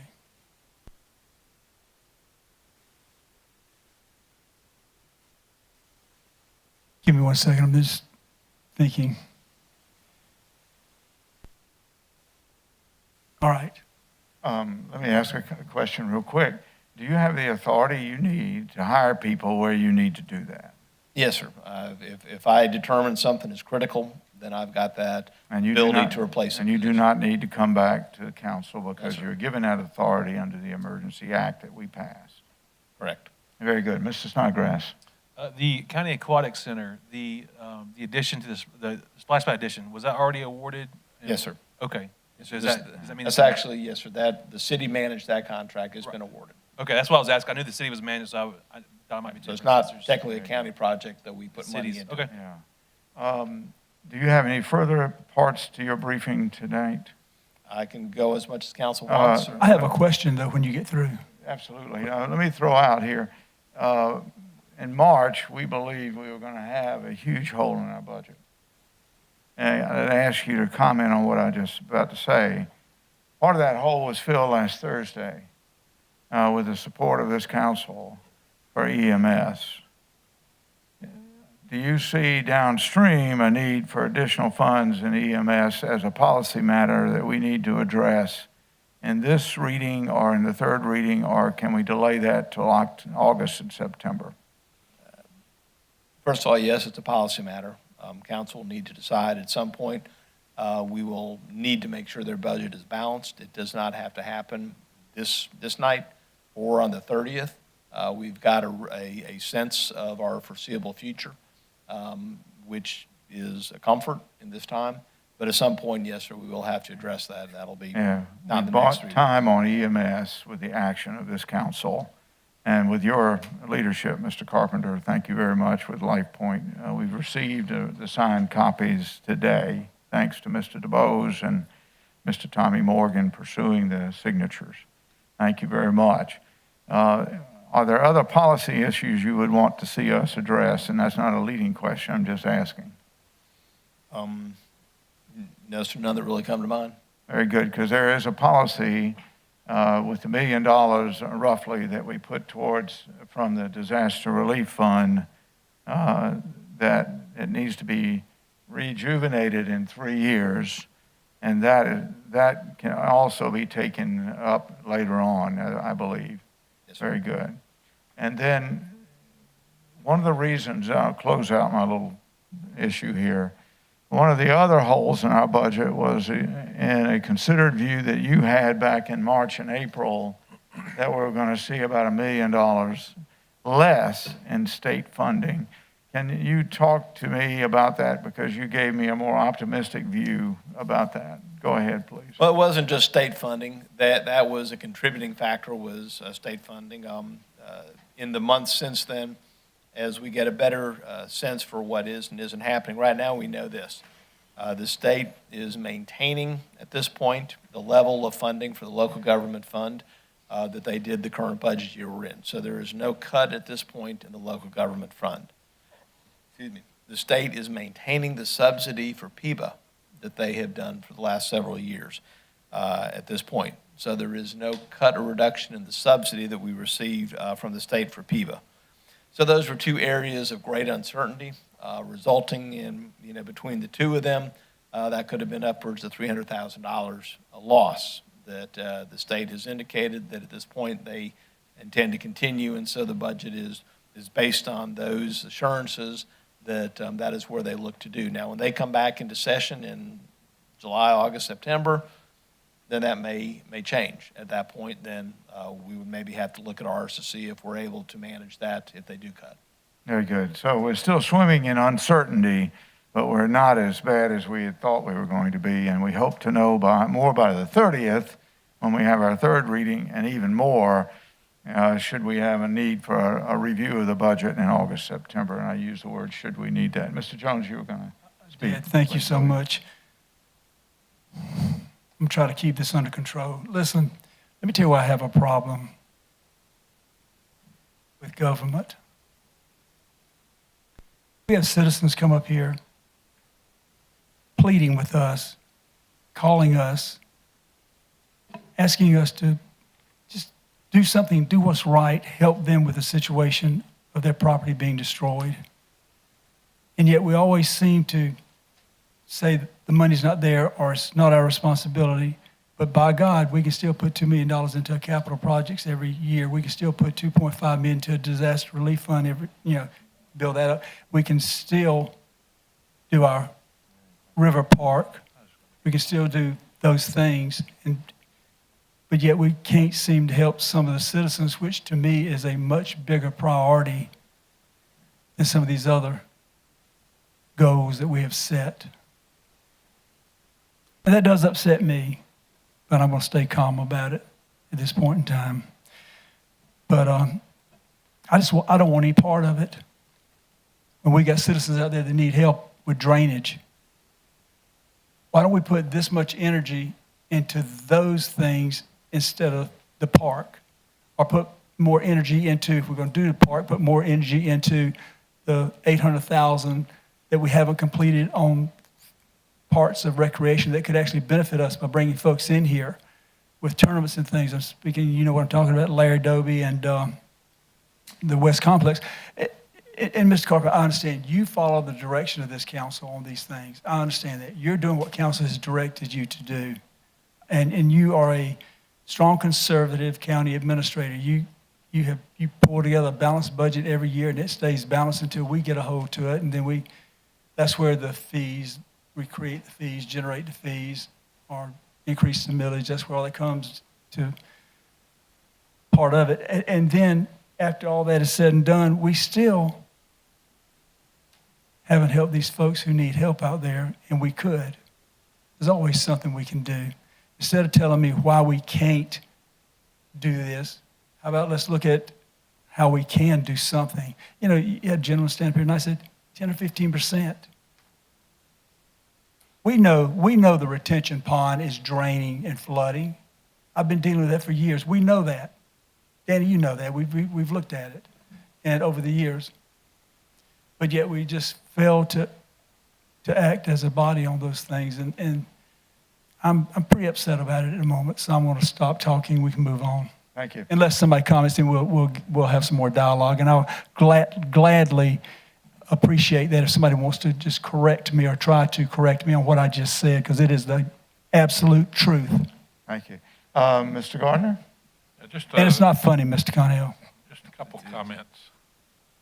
Bottom line is this budget's 1.1 million less than the current budget. And there's a great page on the little handout here that shows the general fund budget cuts. Pretty significant, and I applaud Vic on putting this budget together. I think when you start talking about the budget and the goals that we set forth, that we aren't starting any new projects, and the projects that are there are on hold, stopped, and anything that has increased is because it had to, because it's under there. So, but the majority of accounts, as I see it, have been cut. And I just think it's a phenomenal job. I think it's a great budget as it is. And again, I applaud Mr. Carpenter and Ms. Brown for putting this together. Thank you. All right. I have some housekeeping, and then we'll move to a vote. I just want to say the same. This is an amazing job. And Sandra, Vic, good gosh, I don't know how you did this. In the midst of a pandemic, and in the midst of all the social unrest and this and that, this is a source of pride for this body and everyone in this county that you've done this. A little bit of housekeeping, Vic. These handouts are very useful. Recognizing we did not have our normal work sessions that we all love so much, Jimmy, Ben, Al, David, the rest of us, giving you feedback might be useful. Would you want to have feedback from us in the next 3 weeks before we meet again on the 30th of June? And how should we individually provide that feedback to you? I always enjoy y'all's feedback. I look forward to it greatly. Your nose is growing. I'm going to say, you said that with a straight face. You know, sir, honestly, if you got a question, I'd rather hear about it sooner than later. And especially if there's concerns, questions, obviously concerns, definitely. So I can address them, answer them, provide you information you need. So I'd rather, as soon as you got it, let me know. Excellent. Many of the questions here tonight and some of the confusion and uncertainty was driven by the fact that this is the first time any of us has seen this, and I suggest we all take the time to read it again and come back in more informed. But it's my view, Vic, as you just said, that we bring our questions to you before we meet here so we can make the adjustments. So with that, I'm ready to go to a vote. Mr. Chairman. One last question, Mr. Yeah, Donnell. I just want to address Mr. Jones' comment not in any negative way at all. I do have to ask for forgiveness if my chuckle came off as offensive in some way. I'm certainly not laughing at Brian, whose business I patronized when I did have hair. And it sounds like y'all have dealt with that issue in the past regarding the drainage. What I was chuckling to myself on was the idea that the current projects we're working on would somehow make Kershaw County a destination for tournament ball. I think one of our prior recreation directors said it best when we talked about becoming a true destination as a tournament ball county. It's not that we don't have good fields. It's that Kershaw County tends to maximize the use of the fields by making them multi-use. So part of the year, they're not used for tournament ball or any type of baseball or softball. They're used for soccer or Little League football. So you'd have to have another 8 fields at least, is the conversation I recall, to get in that area. And that's not something that the county's made as a priority of doing another 8 fields overall. Maybe that would be attractive in the future, but under the current circumstances, it's not. So I just chuckled to myself that, we're a long way off from being a tournament ball destination. I would love for us to be. I have friends, and will probably be in that boat at some point myself when my kids are playing sports, but I've got friends that travel to South Georgia, travel to North Carolina all the time because their kids are traveling to compete, spend money in other areas, stay at hotels. But those facilities have many more fields. Very That's all, good. Mr. Chairman. Thank you, sir, and echo that. Dan, I'd like to echo something, if you don't mind. Yeah. Let me just say this, that information that I have gathered came through a department head who was probably one of the most professional recreation directors we ever had. The information I got was not just something I made up. It's data that I got from our experts. Thank you. Thank you very much. With that, we move to a vote. All those in favor in the second reading of the budget for the year 2021, signify by raising your hand. Mr. Snodgrass, Mr. Tucker, Mr. Gardner, Mr. Burns, Mr. Bozard, and Mr. Connell, all those opposed. Mr. Jones, it passes on the second reading, and we expect us to have a public hearing and a third reading on the 30th of June at this place. We move now to the next item on the budget, on the agenda, which is item number 2, a second reading of an ordinance to revise the Kershaw County Airport Commission ordinance. It's at tab E, and Mr. Carpenter, can you talk us through it, please? Mr. Chair, members of council, council previously approved this on first reading, which is, the title indicates, revises our existing ordinance in response to transform roles and duties for the Airport Commission. Very good. Can we have a motion to approve? So move. Mr. Snodgrass, that's his district. Second from Mr. Bozard, who we should probably name the airport after you, or at least the restroom. No. With that, any discussion? Okay, Mr. Snodgrass, any discussion? David, any discussion? No. No discussion. Seeing there is none. Can we have an explanation? Can you give us some more Yeah, sure. clarification? Mr. Carpenter? Yeah, go ahead. Maybe Mr. DuBose can help because you revised it. Any discussion here? Just trying to help. Mr. Jones, Mr. Carpenter quite correctly said it makes the Airport Commission basically liaison to the airport manager because we don't have an FBO now. Previously, you had the FBO actually ran the airport, you had the manager, and you had the Airport Commission. Under this ordinance, the Airport Commission reports to the airport manager who manages the airport. So it just changes the lines of authority to more accurately reflect the reality now.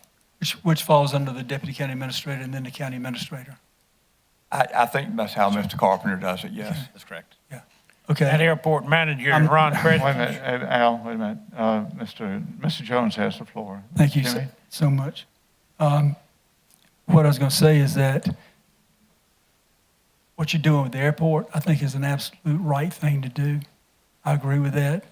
And I think we've made a lot of strides. We've had a lot of pain, growth, going forwards and backwards in the past.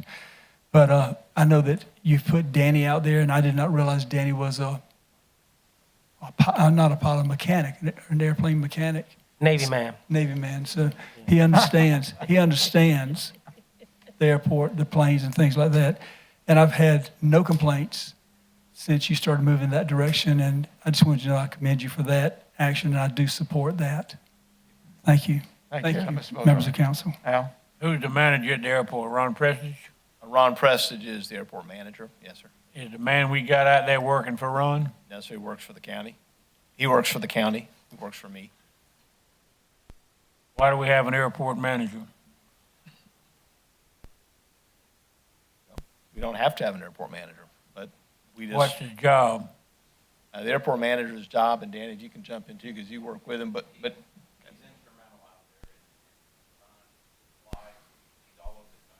Yeah, I know, I served with him, I know.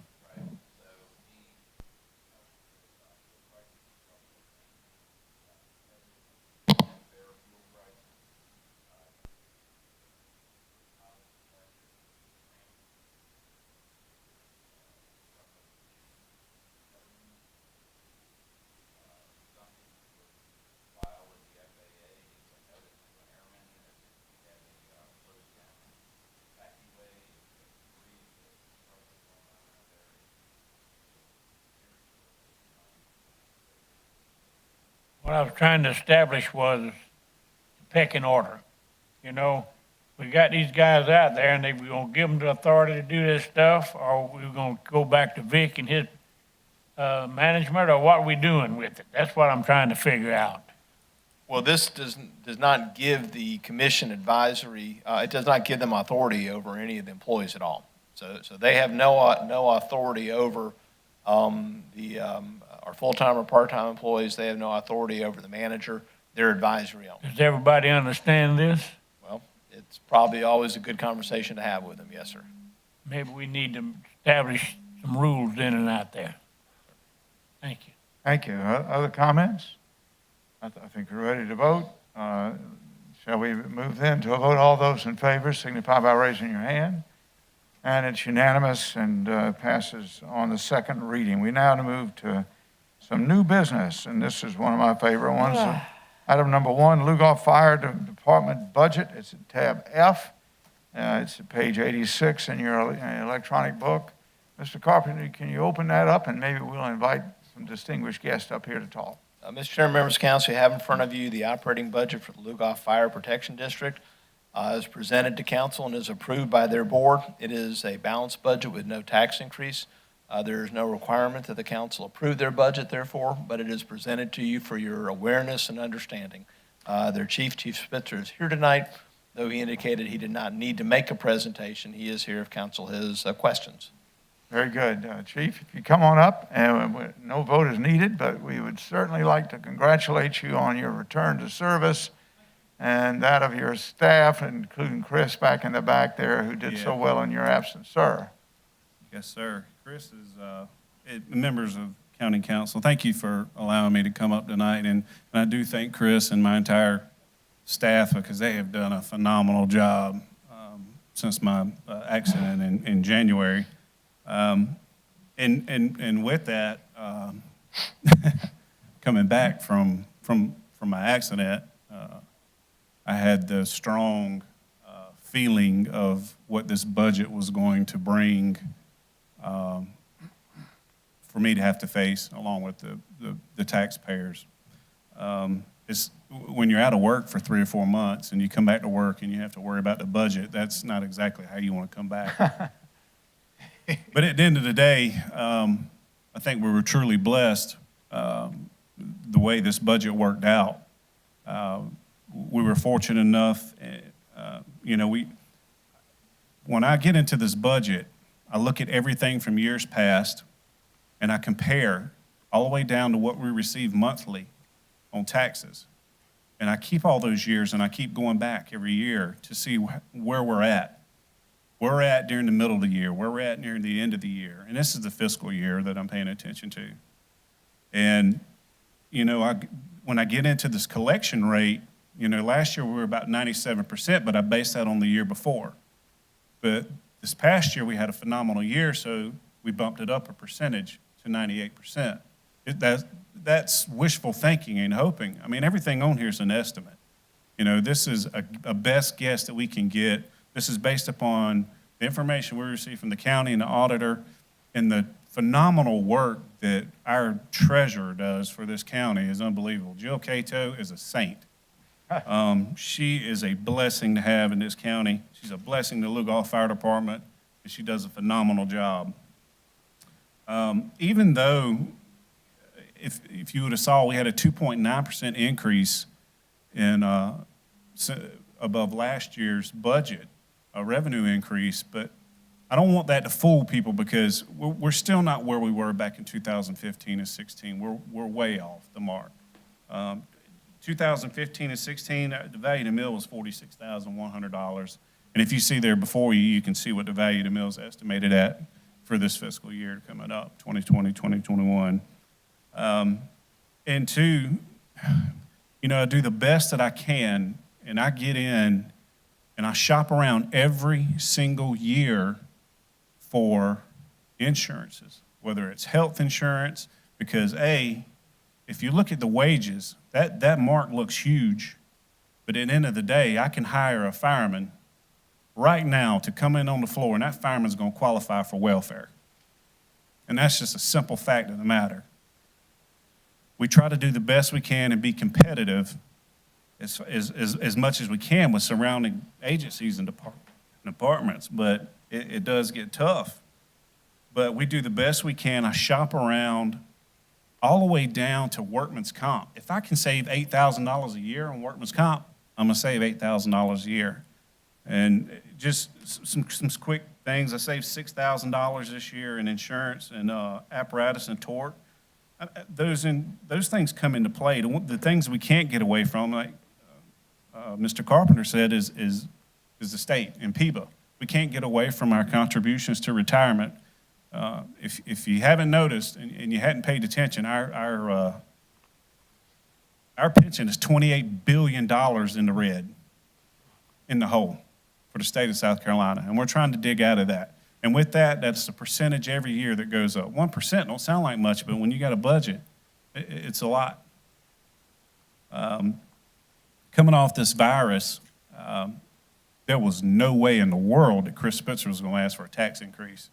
I wasn't going to put that burden on the people in my community and the people in Kershaw County because they just do not deserve it. So we make it work. And if you'll notice, again, you'll see there's only 15 employees there.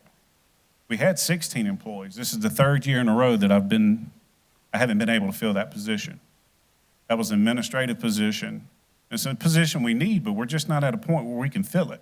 There's no way, not without asking for some type of increase. So the biggest thing that I want to share with you is when we get into this isn't something I take lightly. This takes me about 3 months to do because I get help. Obviously now I've got Chief Cato, and I've got a wonderful secretary, Rhonda McColeman, and all of the staff. Everybody at Lugoff Fire Department, they're just phenomenal. They're phenomenal people, and I couldn't do it without them. There's just no other way to say it.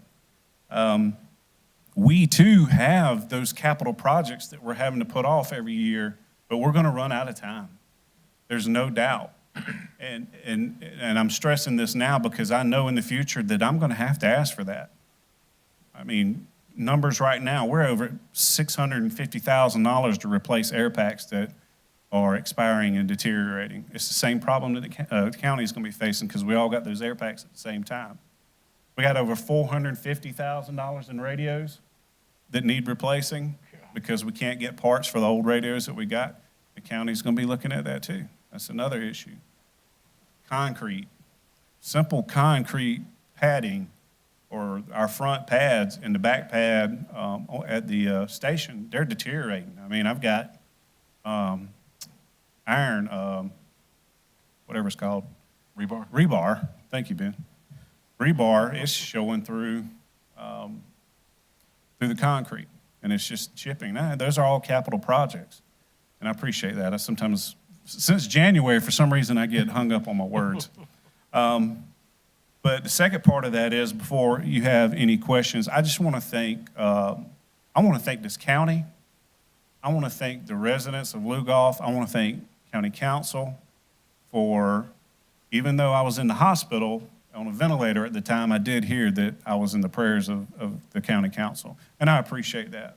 And I appreciate everybody that has stood behind me 100%, the phone calls and everything that this county has done for me. I know it has nothing to do with the budget, but I did not want to escape from this podium tonight without thanking each individual for doing so, and those that came out to visit me and those that came to the fire department to visit. And but other than that, we've done the best we could on the budget. I was extremely happy. When you're happy that you get to buy a fire hose, something's really wrong. Really, really wrong. I'm also happy that I can replace bunker gear this year for guys that are wearing deteriorating bunker gear. So those things are really important to me. But at the end of the day, no matter what, the people that work at Lugoff Fire Department, and it's like I tell them, I take them home with me every single night, and I wake up the next morning and I bring them all back to work with me. They are the most important asset, and I will do whatever it takes in the future to make sure we can retain these people. Like I said, when you hire a new fireman and he can qualify for welfare, we've got an issue, a strong issue. So with that being said, I am open to any questions. If you don't mind, we'll see if there are any questions. Sir, Mr. Jones, Mr. Connell? Mr. Chairman? Yeah, Mr. Connell. Budget looks good. I know you don't want this to be about you, but it is such a breath of fresh air to see you standing there and know that you're still leading Lugoff Fire Department. We obviously love you, and this goes beyond the fire budget to see you standing there because we care about you and your family. We appreciate you. We really do, and I hope that for the sake of all of us, we can be in a position to make sure the funding's where it needs to be in the future. Absolutely, and I appreciate that. Thank you much. It's a tough road. I'm working about 4 or 5 hours a day, and still continuing to see doctors. And matter of fact, I'll be there first thing in the morning. So, but yes, thank you for that, Ben. I appreciate it. Thank you. Other comments? Mr. Jones? Chief, it's great seeing you here tonight. Let me ask you a question. How long have you been with the fire department as chief? Since 2017. Okay, and you have pretty much every year entered into this county council chambers, and you have not asked for any increase. No, sir. That's correct. And I understand what you're looking at down the road, but I want to just say, I couldn't be any more proud of my fire department when they come in during especially times like this, knowing that you haven't gotten an increase in a couple of years, and still say, look, we realize the people can't afford it. Because unemployment's it's a record high right now. And you recognize that, but yet you've maintained. The level of service has not suffered. I've heard nobody complaining. You guarantee your fireman a check, a job, when some people don't have that. That's correct. And you've done an outstanding job, and I just wanted to commend you for that. And I am a big fan of you and your fire department. Well, I appreciate that. Thank you very much. You're welcome. Jones. Thank you. I'll close it out by saying I have eaten a lot of chicken on your behalf. Spaghetti too, right? And I regret I have but one stomach to give for you and your recovery. That's right. Thanks, Chief. We really enjoyed this. If I can come by and see either you or one of your staff about 3 of these items, I'd like to begin to understand. I have property under your control too, and I want to make sure I can support you as best I can. And also thank your board for us. I absolutely will. That's some great Americans out there. I'll tell you what. Yes, sir. I always feel very welcome in your spaces over there. Well, thank you. I do have a good board, and they spent a lot of time with me on this. And you know, there's a lot of questions that they ask, but they usually give me full support. And I don't think I could ask for a better board. There's no way. They're great. They're great individuals. Very good, sir. Well, thank you, and I wish you well. Thanks, Chris, for coming. Good to see you. What a team. Thank you. Thank you very much. Thank you. We move now to the next item, item number 2, a capital lease financing of purchase equipment bid at tab G. Mr. Carpenter, do your magic, please. Mr. Chair, members of council, back in June of last year, council approved us acquiring certain pieces of equipment. These pieces of equipment we pay for with our annual lease. We waited to go out for bid until not too long ago. By doing so, we received a low bid of 1.37% for this capital lease. That bid was presented to us by BB&T. So we request council's approval to award the bid for this capital lease to BB&T for an amount of $261,021. That bid is on page 94 on your e-books. Can we have a motion to approve? So moved. Mr. Gardner, a second. Second. Thank you, Mr. Snodgrass. Any discussion? Looks pretty down the line, straightforward. Seeing there is no discussion, let's move to a vote. All those in favor signify by raising your hand. And it's unanimous, and we move on to the next item. As you know, we skipped item number 3 and incorporated that in the second reading. Move to item number 4, Human Relations Commission. And I will ask Mr. Tucker, is this for a vote or discussion? No, sir, for discussion. Okay, Mr. Tucker, will you introduce that item, please? Yes, sir, Mr. Chairman, thank you. Should be amongst, as Al has said, all your papers in front of you. You should have one that says the Kershaw County Human Relations Bylaws. Just wanted to share that with you. I think every one of us here tonight and who's listening via live stream understand where we're at in today's world with what's going on in the United States. And I think that the time is of the essence and of the importance that we reactivate this commission. It was not underneath council originally, and I think that's part of the problem where it fell to the wayside because it came out of, and correct me if I'm wrong, Mr. Carpenter, out of Columbia, from the General Assembly, I believe, or And I'm not sure. that was my understanding. I don't really know, it was 92, so. Right. I think I was still in high school at the time, so. Yes, sir. No comment. I was 10 years old. I was 10. You was I just 10? want to put on the record. It was your fault then. So anyway, I think that what I'm seeking tonight is just your input and your recommendations on how we're going to go about making this a county board or commission where we can keep track of it and get it staffed properly, get it active and moving in the right direction. And a lot of our citizens, through all what's been going on, has questioned me about something like this moving forward. I have reached out to the South Carolina State Human Relations Commission, because there is one for the state, and they're willing to help us as well. I think they've been in contact on many occasions with Miss Mary. So this is not something new for us. It's just that it's gotten dropped in the donut hole, so to speak, in the past.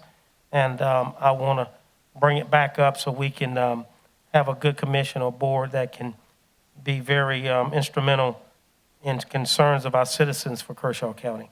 At that point, I'll stop and see if there's any questions. Would you just talk about the membership and how often they meet?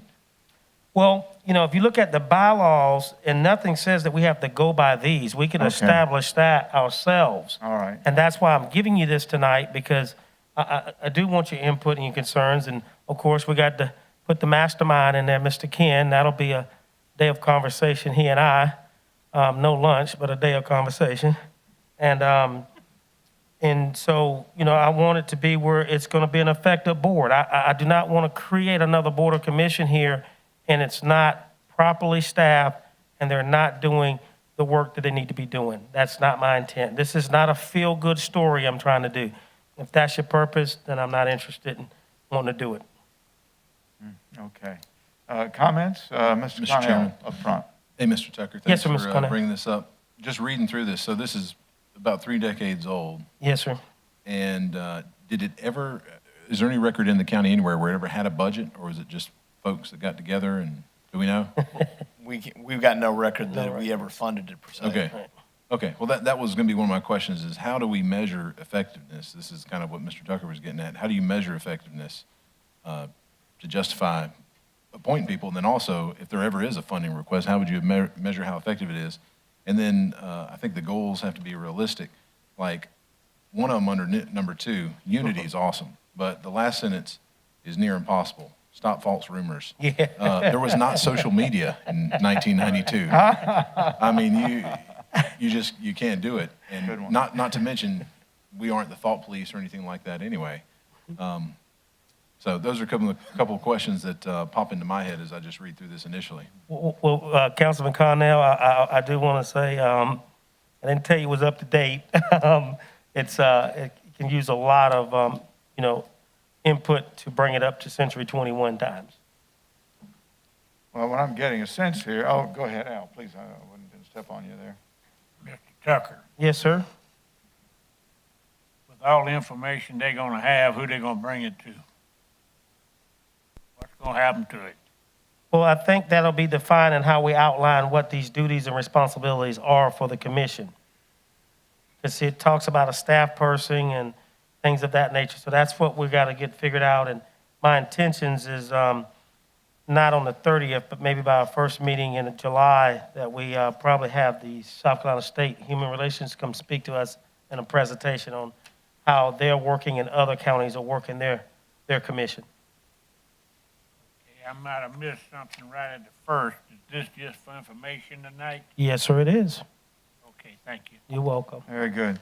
David, please. Sure. Hey, Mr. Tucker, thank you so much for bringing this to the forefront. You're welcome. I too had similar conversations, and I think this Human Affairs Commission, for me, what it represents is living in a community in which we're open to having conversations, we're open to having dialogue with and bringing people of different ethnicities, different backgrounds, different creeds together. Because we all know that when we actually can sit down and talk with one another and take time to see the world through someone else's eyes, it helps us have a different perspective.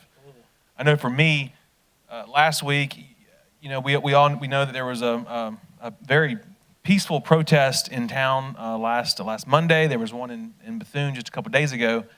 And myself and a couple other ministers in town, we sat down with the organizers of the protest. And it's kind of fascinating that all this, I feel like all this was kind of, it all come together. I didn't talk to you about that as far as this commission. Nope. This all kind of came together, and I had that conversation, and these guys, I sat down with them and said, hey man, I want to, tell me, I'll be honest with you. I said, man, I'm a white guy, all right? I don't know. You're kidding me. Right, exactly. That was part of the conversation was, man, I'm a white guy in America. I don't know what it is to be African American Right. in America.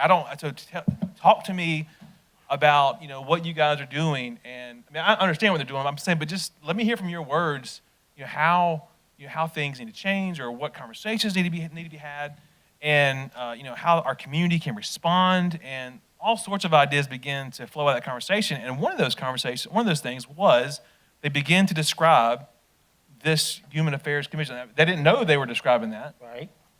But later that day, I then get an email from someone else along these lines, and I was thinking, oh wow, this is exactly what we were talking about earlier in that meeting. And so I support you on this, Mr. Tucker. Obviously, it needs to be revised. It needs to be brought up to date. Right. But I spoke with a former chairman of council today, and a former council member, just to get some history on it. And I was told back when it was active, this was a commission that would go and visit churches, and visit with be it soup kitchens, and just kind of visit and open dialogue, and it was a place for someone to come and to not so much report their grievances or anything like that, but just to, I guess, get a pulse of the community. Right. So it's a way for us as council. I mean, I realize that they can come to public comment, but for us, it was an extension of our ear, an extension of our eyes out in the community, because sometimes we can get so bogged down in numbers and budget and everything that we forget the human element. We forget that, so this is a budget full of numbers, but behind these numbers are human beings. Whether it's county employees, whether it's employees receiving service as a result of what the county funds. And so sometimes we forget the human element here. And so for me, I look forward to working with you. Thank you. To like I said, clean this up and bring it up to speed and figure out, why did it tail off? That'll be a good answer to come up with. But looking forward to the conversation. Good stuff. Other comments? Looks like we now need to figure out a way forward. Sammy, how about tell us how you might want to bring this back in? Do you want us all to give you comments, or should we do it and put it in the domain of the administrator? What do you think? What's the best way to handle this thing? Well, if you do it after June 30th, he'll have plenty of time. Budget will be read. But not before. I would like for you to bring it back to Miss Mary. Okay. Any of your suggestions and comments, and feel free to contact me. Sherry, you can CC me on the email or whatever. Yeah. But definitely, if Miss Mary will help me collect all the information and input, I would greatly appreciate that, and we'll move forward from there. Can we get it electronically, Mary? And you can count on my direct input, and the rest of it here, I'm sure. Yes. Excellent. All right. Thank you, Sammy. Thank you, Thanks for Chairman. bringing that forward. That was perfect and timely. Let's go back to our agenda now. We move to council briefings. I start with you, Mr. Bozard. No comment. Mr. Connell. Mr. Chairman, two things. First, very positive effort in the community. I'd like to say thanks to the United Way, Radiate Church, and the town of Elgin, and all those that participated with them. Over the last number of weeks, they've given away hundreds and hundreds of meals to families who've been impacted through generally no fault of their own. If the government puts a mandatory shutdown on your business, what do you do? But it's been delightful to see the impact of families getting fed and getting through these tough times. And then one capital project I want to give the council an update on. We haven't been paying a lot of attention to it because we haven't had to spend money on it, and we won't have to. But the dog park in Lugoff got put on pause like everything else with coronavirus, but it should be completed, I would say, end of July or August, according to the donor. that is funding the project. Very excited about that. Some top-of-the-line equipment is sitting in a warehouse right now, just waiting for the ground to dry out enough with all the rain that we've had and we heard about tonight as well, to get that put in and get it set up. So I wanted to give you that update. Thank you, Mr. Chairman. Mr. Jones. I do have a couple of things I just want to bring up. Talking about the dog park, my wife is waiting to walk me out there, but she hadn't gotten around to it yet. Anyway, with a shock collar. Listen, on a more serious note, Vice Chairman Tucker, Yes, sir. appreciate all you do. Thank you. Appreciate you picking up that grant, moving forward with it. And council and the chairman creating the ad hoc committee. I would just appreciate everything that was done on that. And again, I know we're ready to get out of here. There's elections going on, but I want to say this too. Amy Counter, they better hold on to her because she did an outstanding job at the end of the day. And we held them accountable. Yep. I make no apologies for any of that. But bottom line is I'm so proud, just so proud that it turned out the way it did. And I'm going to make a prediction tonight on the elections. I got it. Somebody's going to win and somebody's going to lose. Thank you for the time. Thank you. Mr. Snodgrass. Members of council, chairman, just real quick, just want to remind folks, we mentioned it, Mr. Carpenter mentioned in his report about testing. So we do have testing at Getwell Pharmacy, East Camden, as well as Sandhills Medical Clinic is also offering COVID-19 testing, as well as other resources that you can find on our website.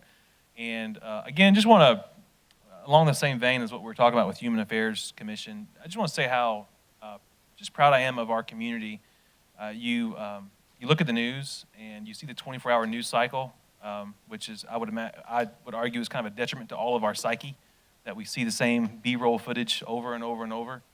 But we look at all that's going on, and I was walking out of one of our local restaurants last night and just had the thought about, man, life is good.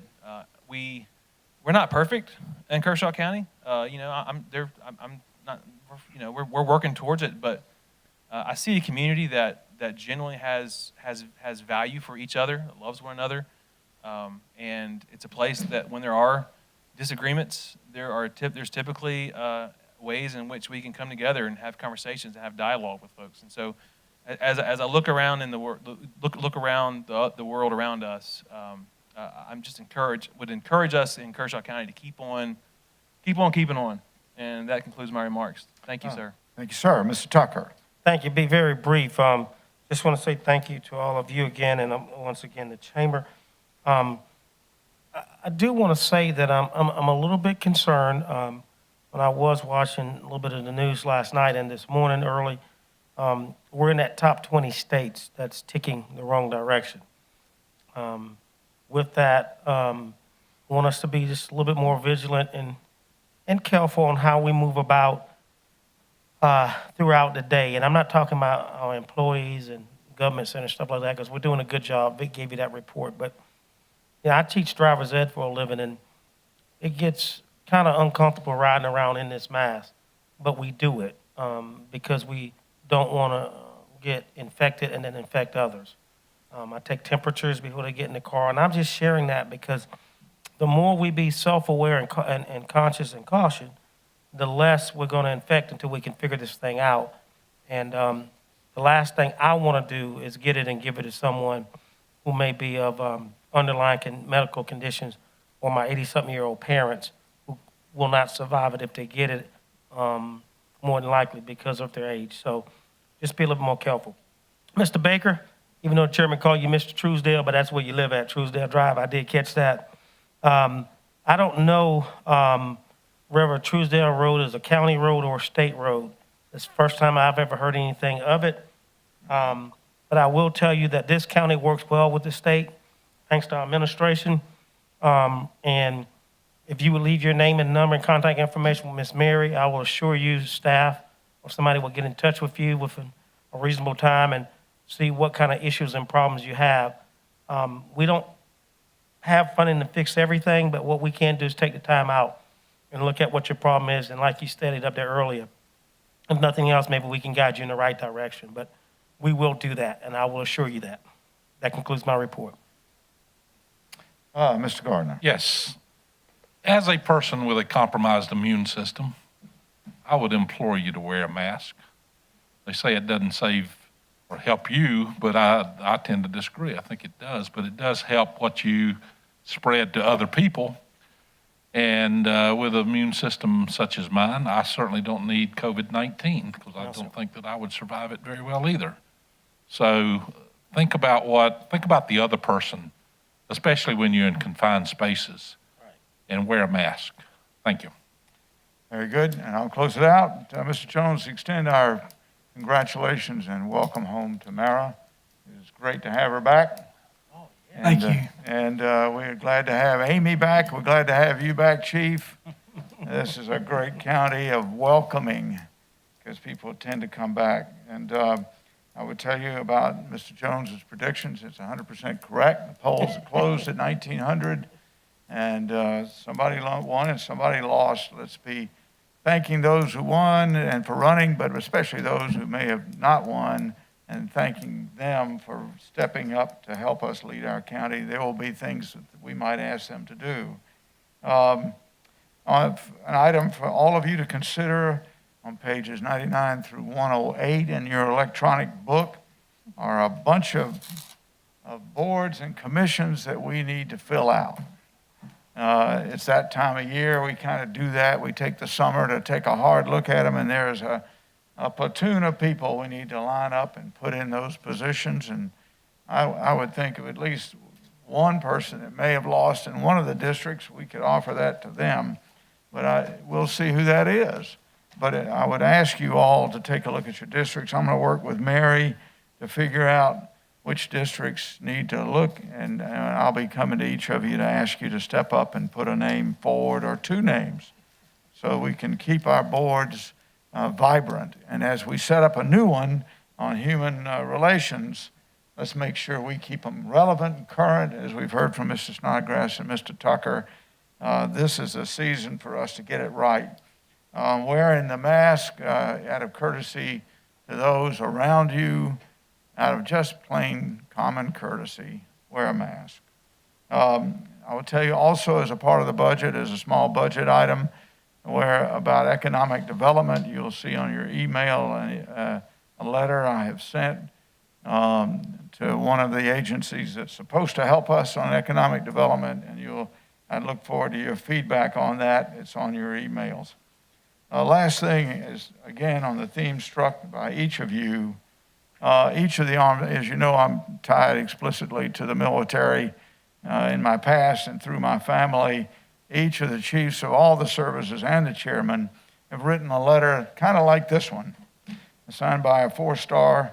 We feel the frustration and anger. We felt it this week. We fully understand the frustration and life experiences of people of color in and out of uniform. And we do understand the importance of taking care of people and treating every single person with dignity and respect. This is from a combat leader, all right? And to all leaders, listen to your people. And don't wait for them to come to you. You go to them. Ask the uncomfortable questions. Be prepared for the uncomfortable answers. Lead with compassion and humility and create an environment in which people trust and feel comfortable expressing their grievances. Let us all be the first to set the example that we are listening, put people first, because we are people. That's from battle-hardened combat veterans, and those of us here in a peaceful world could do no less than follow an example of people who understand men and women in battle, and no less so than here in our streets, in our offices, in our homes, in our churches. With that, anything from you, Mr. Carpenter? Mr. Chairman, members of council, regarding the issue of Truesdale Avenue, staff was actually working on this last week, and I can tell you that DOT is scheduled to work on it this coming week. So that's something that we are aware of. And also, as you indicated, the polls closed at 7 o'clock, and at 7:01, Jimmy Jones announced his reelection campaign. True, thank you. That's Thank my you, report. Brian. Thank you very much. That's my report. Mr. Attorney? Mr. Chairman, nothing. Thank you. A good week by Mr. Carpenter and Mr. DeBose and Mr. Morgan. With that, can we have a motion to adjourn? So moved, Mr. Chair. Mr. Tucker, a second? Second. From Mr. Gardner, discussion? Y'all be safe out there. With that, let's go to a vote. All those in favor signify. And we are adjourned. Thank you. Thank you.